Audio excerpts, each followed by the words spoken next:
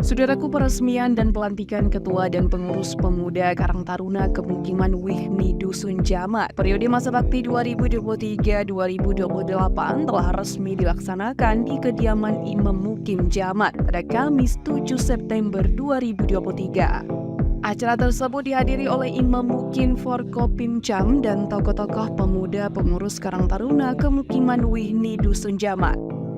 Imam Mukim Wihni Dusun Jamat, Ilyas Pasa, mengungkapkan bahwa pemuda adalah tulang punggung dan garda terdepan dalam sebuah kampung atau wilayah kemukiman.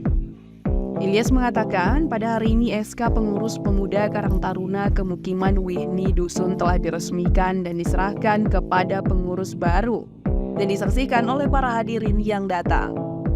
Ilyas Pasa berharap agar pemuda dapat menjadi sarana yang memfasilitasi perkembangan dan pertumbuhan desa serta wilayah kemukiman.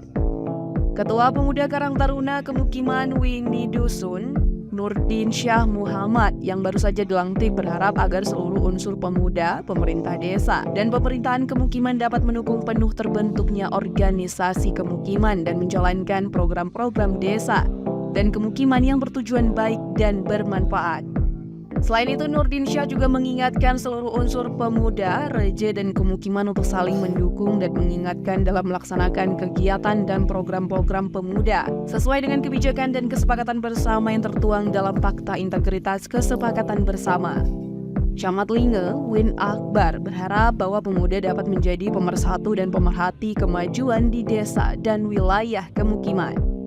Kapolsek Linge Ibda Sofian Kurniawan SHMH juga berpesan kepada pemuda bahwa mereka memiliki peran penting sebagai pembawa perubahan dalam lingkungan dan tatanan masyarakat serta pencari solusi dalam perkembangan dan kemajuan daerah. Dari Aceh Tengah, Romadani, Tribun Gayo.